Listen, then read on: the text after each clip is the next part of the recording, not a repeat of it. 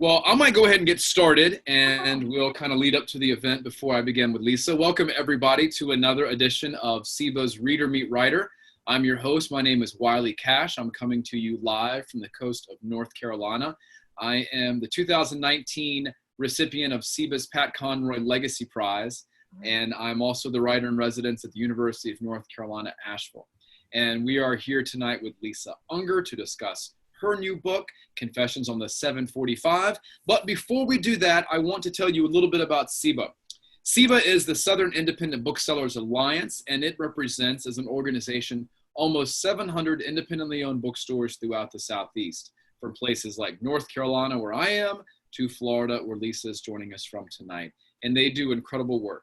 And perhaps you are here tonight because you are a fan, or you follow the social media account, or you are on the email list of one of those independently owned stores, and you are a Lisa Unger fan, and you found your way to this event. If that is the case, and you want to purchase Lisa's book, we ask that you please do it from the independent bookstore that brought you to this event, or from your favorite independently owned store in whatever community you happen to live in. We have to support our independent bookstores. They are the lifeblood of our literary and cultural communities, and they matter now more than ever. So we're doing these events 2 or 3 a week on Tuesdays, Thursdays, and Saturdays. And I want to give everyone a heads up that on Tuesday, October 6th, which is this coming Tuesday at 5 p.m., we'll be with Charlie Lovett, the novelist. He has a new book out called Escaping Dreamland. So Tuesday, October 6th at 5 p.m., Charlie Lovett will be joining us to discuss Escaping Dreamland. And then on Thursday, October 8th at 7 p.m., we have author Diane Stewart with her book, Black Women, Black Love, America's War on African American Women. So this is a scholarly book, a nonfiction book, a very contemporary book. And we were talking before the show went live that if you are a fan of T.R.A. Jones' American Marriage, this may be a book that you will be interested in. So please join us next week for Charlie Lovett and for Diane Stewart. But tonight we are excited. We had a big registration number for tonight's event with Lisa Unger. And I want to tell you now, before we officially begin, that if you hear something tonight that interests you, or something that you have a conversation about, something that I've said, something that Lisa said, that you have a question, or you want to extend the conversation, go to the Q&A tab here on your screen and type in a question. And if you do, make sure you mention your name and the name of your home independently owned bookstore that you patronize in your community. And I will ask Lisa your question at the end of the show. So please do that there. We love questions, and we love saying your name. We love saying the name of your bookstore. But enough about all that. We're here to talk with Lisa Unger and to hear about her new novel, which is sitting right here. Lisa Unger's critically acclaimed books have been named Best Books list on Best Book lists from the Today Show, Good Morning America, Entertainment Weekly, People, Amazon, Goodreads, and many others. She's been nominated for or won numerous awards, including the Hammett Prize, the McCavity Thriller Award, and Goodreads Choice. In 2019, she received 2 Edgar Award nominations, an honor held by only a few authors, including the little-known Agatha Christie. Her writing has appeared in the New York Times, Wall Street Journal, NPR, and Travel and Leisure. She lives on the west coast of Florida with her family, and her new novel is Confessions on the 745. And I'm excited that she's with us tonight. Lisa, thank you so much for joining us. Wiley, thank you for doing this, and thanks to everybody for being here. I'm thrilled. I love SIBA, and I'm a huge fan of independent booksellers, and I just feel really honored to be here with you all.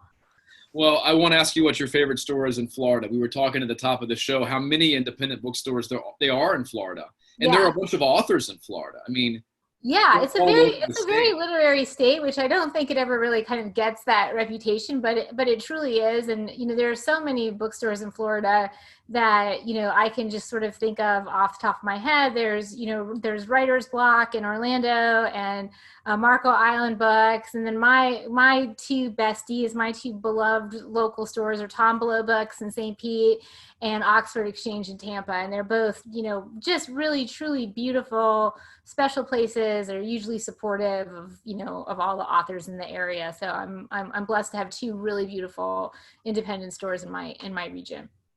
It makes a big difference to authors to feel that community when you're working and Yeah. So let's talk about your new book, Confessions on the 745. Just real quick at the top, I know you were in publishing. Can you give us a quick summary, your agent pitch, your elevator pitch of the book, and just kind of set the table for us and tell us a little bit about it? Absolutely. So at the beginning of Confessions, we meet Selena Murphy, and she's a young mom, and she's had an absolutely awful day. And so she's on her, so of course, like when she's getting on her commuter train home, what happens? It just sort of stalls and dies on the track, and she's stuck. And she's stuck sitting next to a stranger who all of a sudden strikes up a conversation with a confession. And maybe it's the terrible day or the dark of the train, or maybe it's the drink that she shouldn't have had, but Selena winds up sharing with the stranger a secret of her own, something that she's never told anyone. And then the train comes back to life and she's headed back into her world and she's embarrassed. Like, why did I tell this stranger the secret about my life? And she hopes that she is never going to see the beautiful stranger from the train ever again. But of course she will. And that's the setup for Confessions. And you said the drink she has, the beautiful stranger also has with her 2 airplane bottles of vodka that definitely gets the conversation. We all need those in our bag too. Like, but what's so interesting, what I loved about the book is that situation seems in some ways like completely unlikely, but the way you write it, it is completely a realistic situation. And I love how you set it up that there's this moment between the two of them where they make eye contact, and Selena, we're in her POV at that point, and you write, she just knows. You just see somebody and something's coming, Can you talk about that a little bit, like that brief connection they have and kind of how it allows something to open between them? Yeah, and I think we all kind of know that moment, right? And so I'm always like sort of really interested in that idea of the chance encounter. This is something that, comes up for me again and again, like this idea that there's, you're in one of these liminal spaces. This is something that Selena talks about a couple times in the book. Like you're in a place that is not the place where you came from, and it's not the place where you're going. Like it's the train or it's a taxi or it's the airport or whatever. And then you have this chance encounter with a stranger. And it's like everything in that person's life and everything in your life led you both to that moment at that time. And I really love the energy and the possibility in that idea. And I feel like, we kind of all know what that feels like, where you just look at somebody and you know them and they know you, and it's like bigger than the two of you together, and there's an energy. But at the same time, I don't totally believe in coincidence. So I feel like every story, no matter where it begins, it began long before. And that's certainly the case in Confessions. Which is great advice for writers. I was telling my students a couple of days ago in class that, good stories don't start at the beginning. That's, we all know that. But oftentimes the inciting incident is something that's happened off the page in the past. And that's certainly the case here. I loved what you said about Selena being in that liminal space. And there's a part, I can't quite remember what point it is in the novel, where she says she only gets to be herself twice a day for about 15 minutes. Can you talk about Selena and as a character and all the pressures that are building on her? And, she has this great life, and you present her as a character who's very satisfied with where she is in her career, where she is with her family. But at the same time, like all of us, she looks at all the amazing things that she's accomplished and with family, but then she also swings. Her reality is a reality. It's the reality and the pressures of life. So can you talk about her as a character that's under a lot of pressure and obligations? Absolutely. Like I think that there's a particular kind of pressure that is, sort of unique to the working mom in this current in this current climate, in our current culture. And this is not to take anything away from dads. Dads are, so important and so much, like such a bigger part of kids' lives than they ever were, even just a generation before. But like, there's a special kind of pressure for the working mom where, she feels like she has to be great at her job, and yet you have to be like the perfect mom to getting all the Valentine's Day cards done, and you still have to be gorgeous and hot for your wife, for your husband or your wife, and you have this kind of this subliminal pressure. So Selena is definitely kind of in that space, and she has a very lovely life, but I sort of saw it as being like almost an Instagrammable life. It's like it's Instagram perfect. Everything is filtered and cropped and put out there for other people to see. And I think we all know that that's not life. That's not what life is. Life is what's lived in between those Instagram posts. Anything that you had the wherewithal to filter and crop, like that's not a true representation of who you are and who your life is. So I think we find Selena in a position that is, very common to a lot of women. It's a position that a lot of women will recognize. It's like you have these, and the pressure is not just external. It's not just a societal demand of what you have to be. It's internal as well. Wanting to be the best that you can be for every facet of your life. And then, there's, your mom, your wife, you're a worker, but you're also yourself. There's also you there as well still. And sometimes that person gets, in Selena's case, 8 minutes. Sure. Twice a day, or whatever it was, 14 minutes twice a day, 28 minutes of Selena, whatever it winds up being, where you can just be with your own thoughts before you adopt the role of where you're going when you've left that liminal space.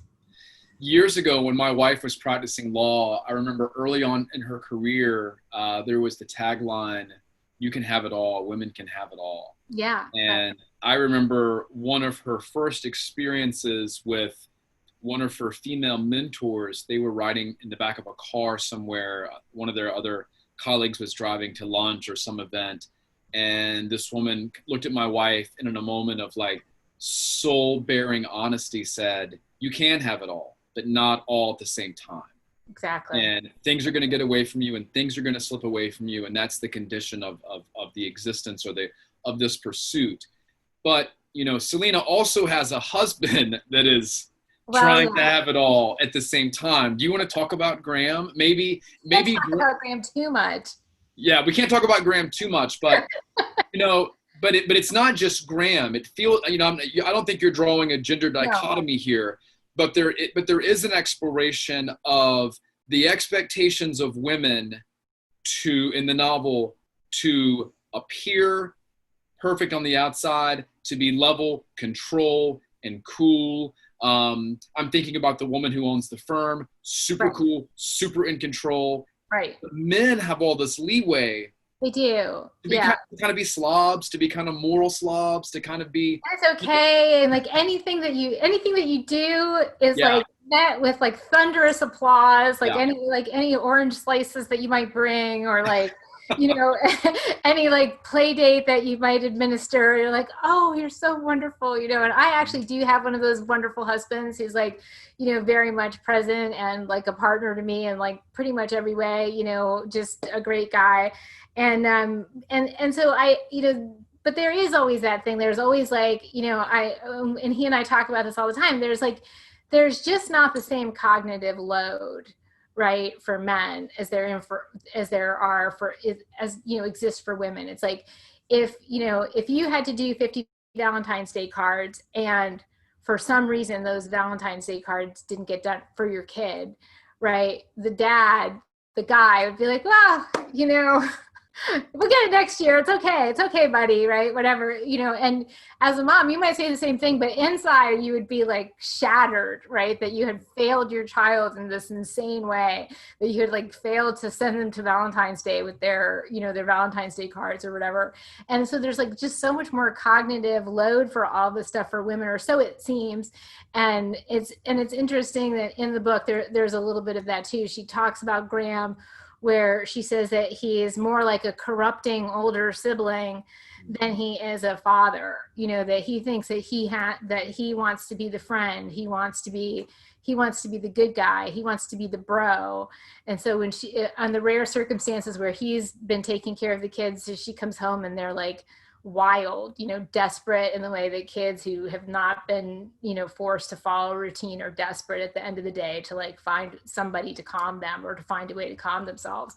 And so that's something that she sort of addresses about Graham. Of course, he's got a lot of other flaws, but those are just the early ones. Those are the immediate ones. So, and another thing, one thing I really liked about the book is the women are the primary characters, but they're also the most engaged characters. We talked at the top about the look that the women give each other on the train, and it's like this piercing understanding of, I know who you are, maybe I know what you're going through.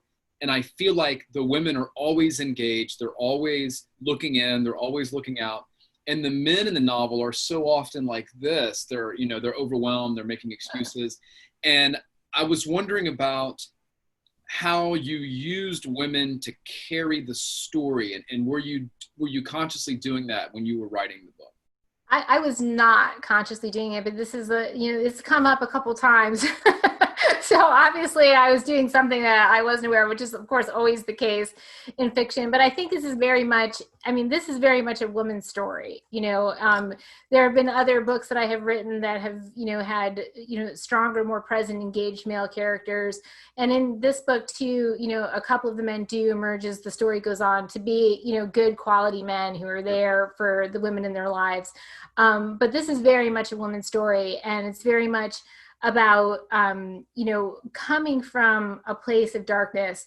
Both Selena and Pearl come from these, very dark places, but they're different. Selena's life is a little bit more lived in the light, and obviously Pearl has experienced extreme trauma, and she is the very product of all the darkness in her life. And so it's very much their story, and it's very much how they are experiencing the world of men. And the way Selena and some of the other female characters in the book are experiencing the world of men is not entirely positive. They are very much, the men in the story are very flawed. But it wasn't, obviously a statement about men in general, but it's a statement about, maybe not even a statement at all. It was just these women and their stories, and how I heard it, how it came to me. And I like the role of women in the story, because I think it makes for compulsive reading. Because I can say, as a straight white man in America, my life's pretty easy. There's not a, I mean, it is. There's it's so nice to hear somebody admit that. I've never walked into a situation and thought, how am I going to navigate this? Right. Where's the power in the room? How do I act like I don't want it? But I can get it if I need it. I never think about that stuff. Right.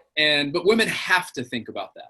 And I think it makes for more interesting characters across literature, not just necessarily in this book, but I think it makes for really, really complicated characters. And you mentioned Pearl. Do you want to talk about her for a little bit? Because I would like to talk about kind of her role in the story. A little bit.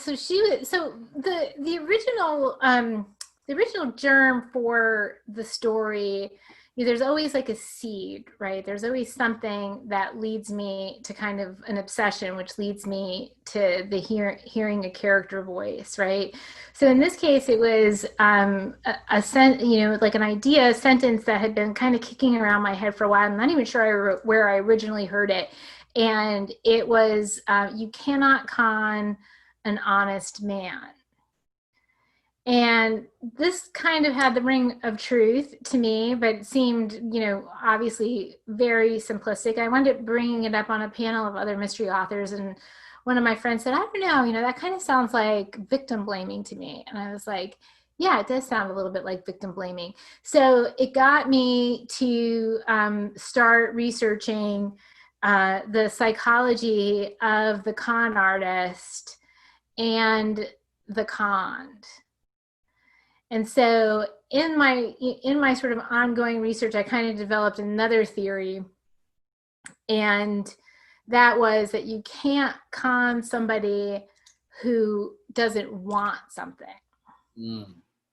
And so that was really like sort of the place where the story began to bloom. And Pearl was one of the voices I heard early on. And and she had, without saying too much about her, she is when we first see her in the book, she tells us that or from her perspective, we know that her superpower is to make herself invisible. That she can, and in being invisible, she can be the watcher, and she watches very carefully. As many children who come from abuse and neglect do, they're constantly having to look at the faces of the people whose care they're in to see if their needs are going to be met, if there's going to be rage, whatever. I mean, it's a very common feature of the abused child, is to be a very powerful watcher. And certainly from that point, many dark things happened to Pearl. But that skill, that ability to be a watcher, sort of attracts a certain type of person into her life. And, she has a relationship with a man that she calls, or comes to call, Pop. And she learns sort of at his, at his knee, how to become a con artist. And it's a very like sort of interesting journey, and she really prides herself on being able to see what people want before they even know what it is they want. And that really is the gift of the con artist. It's like, it's not a smash and grab, it's not a robbery, it's not, it's not violent, it's actually a dance. Very often the con artist will give something to the conned before taking what they came for all along. And so it was just, that's sort of where she was formed. And her journey was really a lot of layers, and something I really spent a lot of time thinking about and exploring in the book. Yeah, Pearl feels in a lot of ways like the emotional heart of the novel, especially when we get to her character. As you said, she is a character that can disappear. She watches. As I said earlier, I don't ever think about how to read the room. Pearl's constantly reading. That's all she thinks about. Yeah, reading her mom, reading other people. She also is an investigator of sorts. She's always going through her mom's purse and like looking for things. Not in a sneaky way, but just in an experiential way, trying to understand. It's like all these items in a person's life, like your pen, your phone, and like you look at all these different little details that people, all the things that people gather around them, and that's fascinating. It tells a story, and for her, like that's her thing, And her mom owns an independent bookstore. And we have a publicist and an editor in this book. And can you talk a little bit about your decision to write about the publishing book world? Again, not a decision. It just completely evolved. And this is so true of all my novels. Like, it's a lot of times it's when these events start and I start talking about my book that I really start to figure out what it was actually about. So like when people start bringing things up, like, why did you write about publishing? And I think to myself, did I write about publishing? I guess I did. So yeah, I mean, I think that in a lot of ways too, it's like because of the way I write, like things sort of find their way onto the page that I didn't intend, or I didn't plan for it. They just kind of metabolize onto the page. It was like, my last book, The Stranger Inside, I was, it was my main character had a young, young baby, a tiny baby, and she had like given up her big career, big journalistic career, in order to be a stay-at-home mom. And so she was like very much struggling at that time, with how do I be these two things? Like how do I find my life as a writer and this work that I love, and find myself as like a great mom to this child, which I really want to be as well. And so, that conflict, I was able to explore that because I had lived that. But 14 years ago, my daughter is almost 15. And so like I was able to go back once I had some distance from it and find it, like sort of found its way onto the page. But I couldn't have done that while I was in that in that space. So it takes a long time for some of the stuff to metabolize and find its way onto the page. And then I get called out on it and I'm like, I have no idea. At least you remember what you wrote about. I've done events before and talked about something that I cut from the book.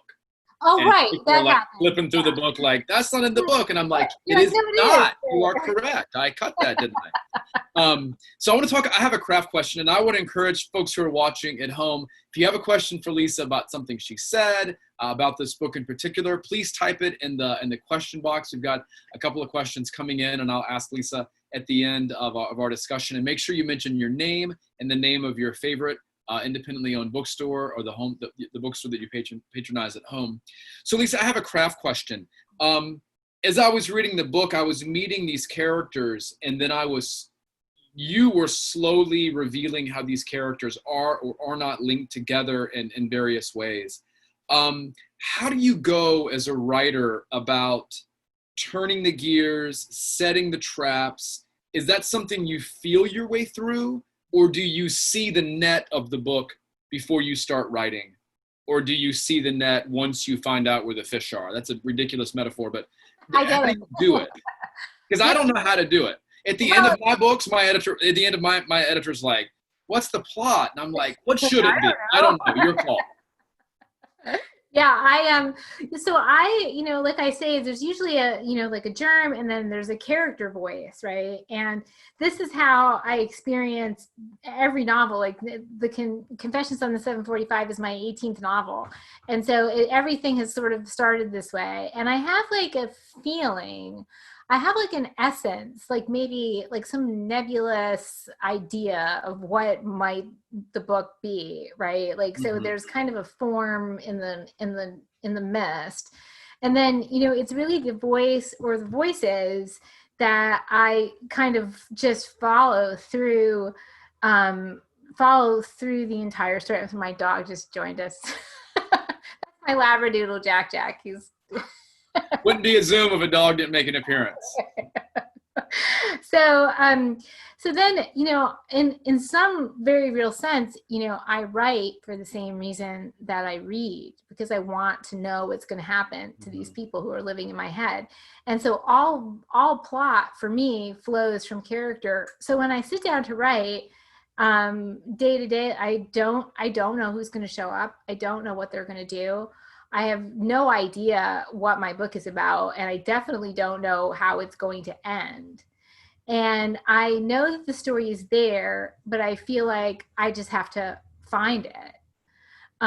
So I write very early. I try to stay as close to my dream brain as possible. Like that's a goal I have every day.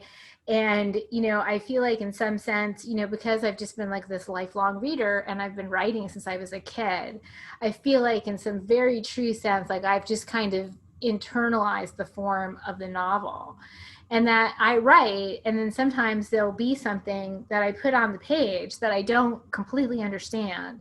And I'm just like, I know what I know well enough at this point to know to just leave it there, because at some point 50 pages or 60 pages later I'm going to be like, oh right, that right, and it's already there. And so that's a little bit the way it works, almost as if my subconscious knows the story better than I do, better than my conscious mind does. And so that's kind of how I find my way through every single book, which I'm sure there's an easier way. Yeah. I'm sure there's an easier way to write a book. I like that way. That was beautifully said when you said that you've internalized the form of the novel. Yeah. Do you think that comes from a lifetime of reading and a career of writing as many books as you have, that you just kind of know how to do it? Or feel Absolutely. your way into doing it? I feel like, yes. I mean, my mom was a librarian and an avid reader, like a lover of story, like all story, not just books, movies and television and all that. And my dad is like an engineer. He never wanted to do any of that. He never wanted to read. He never wanted to, watch any TV with my mom or see movies with her. And so I just went with her everywhere all the time. So I was seeing like things that were wildly inappropriate for my age, and I think she thought, well, a lot of this is just going to go over her head. And it didn't, like, at all. And then I could read anything that I wanted to read. Like, they had, these big bookshelves. My dad was a nonfiction reader. Mom's a reader of fiction, a lover of fiction, all fiction, particularly like sort of, popular fiction. And so there was never any censorship. So I was always just able to read anything that I wanted to read.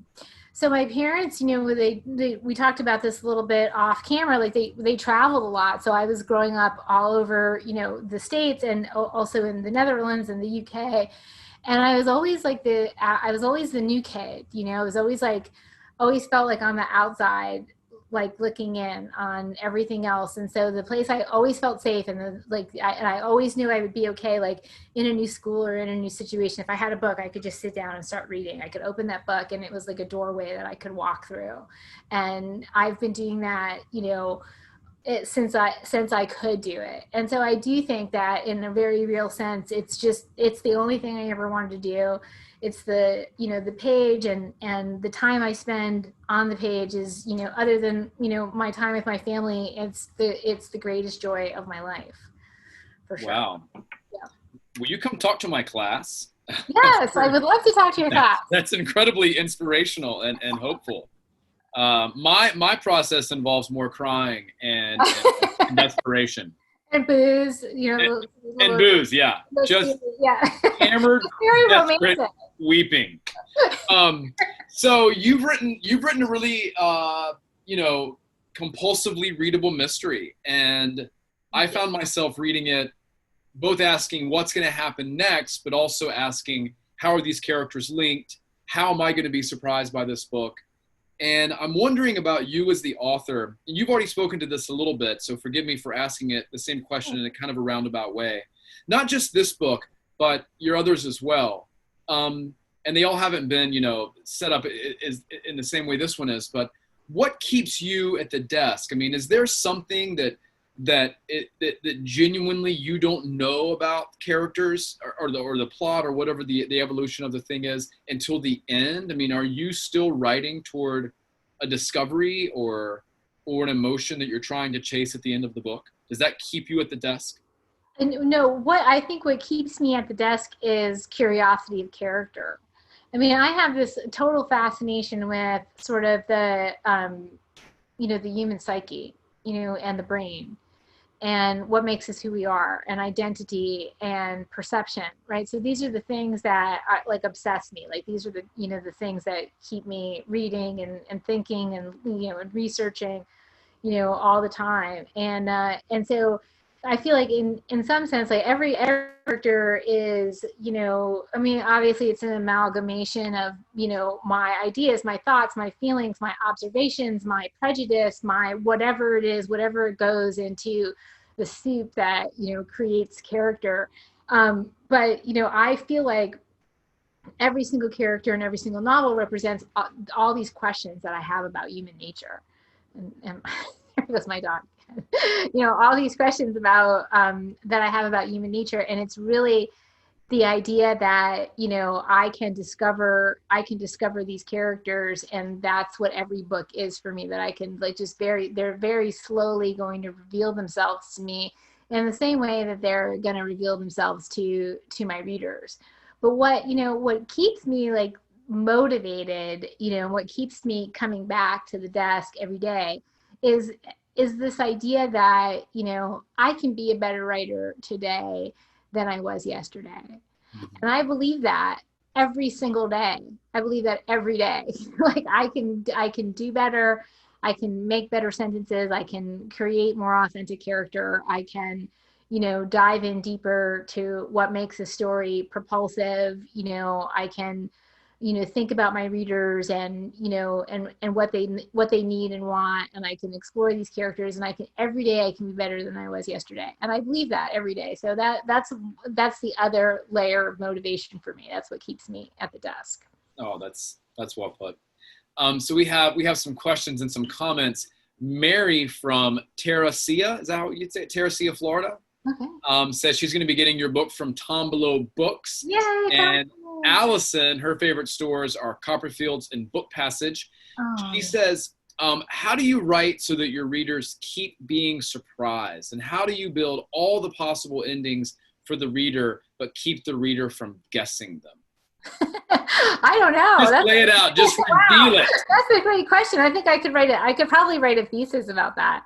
I think that, I always feel surprised when I'm writing. There's always for me, this kind of layers of authentic surprise for me. And, some books are more shocking than others. And sometimes, like I have these really annoying and dramatic 3 a.m. wake ups, where I'm just kind of like, oh, okay, that's it. And then I'm upstairs to work, right? Like, so there's always like, it's almost like it's always kind of turning, in my mind. And so I feel like as long as I'm surprised, then, my readers are going to be surprised. As long as I'm engaged with my characters and really feeling that passion for them and what's going to happen to them, then my readers are going to feel that as well. And that's my hope, that there's like that, that my readers and I are of the same mind in terms of, we're both I'm writing and they're reading for the exact same reason. And I think that, in the genre, for lack of a better word, I think there's always this idea that, there has to be like, the twist or, the really high stakes or like whatever it is that is like, the buzzword of the moment in publishing. But, I think that, the authenticity of character and, the authenticity of life holds plenty of hairpin twists and turns. As we all know, from this moment in time, like of all the things you were worried about back in February, was one of them a global pandemic? Probably not, right? So there you go. Talk about a plot twist, but that's life, right? Like we don't know what's coming. We don't know what's around the corner. We don't always know the people that we think we know. And so there's no end of, sort of layers to explore in character and story. And I really do just feel that if I'm in that authentic space, then, my readers are going to be there with me. I hope so. Anyway. And I like what you just said about the stakes of everyday life. Yeah. I mean, I feel like oftentimes young writers or new writers feel like everything has to be about death or birth. And sometimes your character just wants a cup of coffee so they don't yell at their kids when they have to get them ready for school. And those kind of stakes can really drive a character, Sometimes what seem like the smallest stakes are often sometimes the most powerful. And we see that with Selena in a lot of ways. I mean, she is such a realistic character because she's navigating so many things. And I just thought she was expertly drawn. Thank you. And it's really true. I mean, the biggest stakes and, the idea that's like, the big thriller, like the fate of the, free world hangs in the balance and you have to find with the X artifact to get to the Z, I don't know, keep the bomb from going off, whatever it is, like that is not, like in those plots are good and they're fun in some ways as well. But I think that what really connects people to a book and really makes them feel like they're part of the story is that when they connect with the characters and they have the same kind of stakes that we do. We don't necessarily lie in bed at night worried about the fate of the world, or at least we didn't a few months ago. Now maybe we do lie in bed at night worried about the world. But once upon a time, we were just worried about, our kids and is the dog going to throw up and like, oh my God, if I don't get more sleep, I'm going to be a wreck tomorrow and I'm not going to be able to get X and Y and Z done. Like these are the things that, that drive us and motivate us and that we all kind of understand as being, the very, very big stakes in our, our little lives. Well, I want to say in this novel, you do create characters who struggle with those day-to-day stakes very clearly. There are larger stakes there is the larger plot that ensnares all of the characters. Yes. But the individual characters do have these daily challenges, these daily stakes, these daily nuances that make them deeply human, so that we are involved with them, that we do care about them. To one of our final questions, well, Helen wants to give a shout out to Copperfish Books in Punta Gorda, Florida. But Ed from Prairie Lights, all the way over in Iowa City, says, you're a fiction reader and obviously a fiction writer, but do you read a lot of nonfiction? And do you use nonfiction when you're writing your novels? And what has been your experience with Hollywood and adaptations and things like that? So a nonfiction question and the Hollywood question. Yeah, I'm a complete information junkie. So, I am constantly reading nonfiction books, anything I can get my hands on, a lot of psychology texts, a lot of, books about trauma and, the psyche. I'm obsessed with Carl Jung and his ideas. So I do a lot of that kind of reading. Anything to do with, nature, like it might be reading a book about birds or like a book about tracking or whatever. It doesn't matter. It's just that whatever happens to be my current obsession. And that stuff does, of course, find its way in. For Confessions on the 745, there were two books that were really instrumental. One was The Confidence Game by Maria Konnikova, which is an absolutely brilliant book about the con artist and the psychology of the con artist and the psychology of his victim or his mark. And so that was really, really informative. And I learned a lot from that book. And also a book called Lie Spotting by a woman named Pamela Meyer. And I've read other books about lying and like the physical body tells about, lying, just because, that's something that very much so informs my fiction, like the physicality of your character and the things that they're doing with their body, it's important. You can say a lot. And so that was another book that was really fantastic. And then after I finished with those books, I started Maria Konnikova's new book, which is called The Biggest Bluff, which is also incredibly fascinating. It's about how she turned herself into a professional poker player. And it's all about the game of poker and what it has taught her about life and about self-mastery. And it's as riveting as The Confidence Game, sort of in a totally different way. So yeah, so there's a ton of nonfiction reading for me. Of course, that's sort of like the two, like my two parents, my mom was like all popular fiction and my dad was, all nonfiction. So I have both of those sort of loves and curiosities. And the Hollywood piece, always a strange fruit, it's like this bizarre like element of your career. I have two options right now, one for Under My Skin and one for The Red Hunter. Which means absolutely nothing, except that somebody may at some point do something with it. And, it's one of those things, it's like, it could happen tomorrow, right? It could happen 5 years from now. It might never happen. So, I'm really just the writer. So I just try to keep my nose to the keyboard and do the good work there and hope that, maybe at some point somebody makes a really brilliant, adaptation of one of my books. And that would be a pretty super cool thing, but it's really, so far out of my control that I kind of don't have any idea how that's going to work. That's like when Mel Gibson made the movie about Jesus. I thought, man, I hope it doesn't take them this long to make a movie about my books.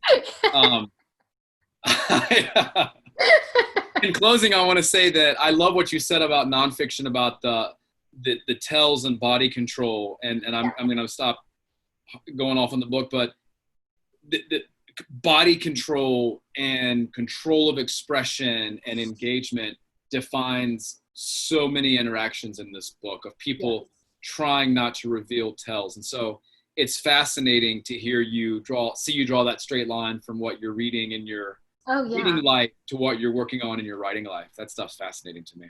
Yeah, I read this really interesting book a while back, and I'm going to bungle it, I think. It's What Everybody is Saying, and I think the author's name is Joe Navarro. And what I found he's an FBI, former FBI interrogator, now he's he's on the circuit, on the speaking circuit. But what he talked about in his book that I found the most interesting was just like all the limbic responses of the brain, like the things that you absolutely can't control. Mm-hmm. And it doesn't necessarily mean that, you can't tell, like, oh, if somebody looks up and to the right, they're lying. Like, no, that's not true. You have to establish a baseline for every person, and figure out what their various tells are, but it takes a relationship with that person, or like a long time of observing them before you can kind of figure that stuff out. But like he talked about, all these different things that people do, the self-comforting gestures, like men will rub the top of their legs when they're stressed, or they'll do this, they'll like rub the crown of their head, because there's all these nerve endings in those places, and it's in this like just a self-comforting gesture that people do. And so it's really not in your control. You're not even thinking about it. And that's very interesting to me. It's like the things that you do that you just you haven't even planned it. Mm-hmm. So these are the things that I get obsessed about. Well, I can guarantee that folks who pick up this book might think and do things they also had not planned during the course of reading this book, because it's one of those books. But thank you so much for being with us tonight, Lisa. And thank you to everyone at home or wherever you are joining us. And please join us again on Tuesday, when Charlie Lovett, with his new book, Escaping Dreamland, will be with us Tuesday at 5 p.m. And then on Thursday, Black Women, Black Love, America's War on African American Women, with Diane Stewart. We'll be with her a week from today at 7 p.m. So thank you so much, everyone. Please purchase Lisa's new book and all of her others from your favorite local independent bookstore. And we will see you next time. Wiley, you're awesome. Thank you. Oh, thank you. It was a pleasure.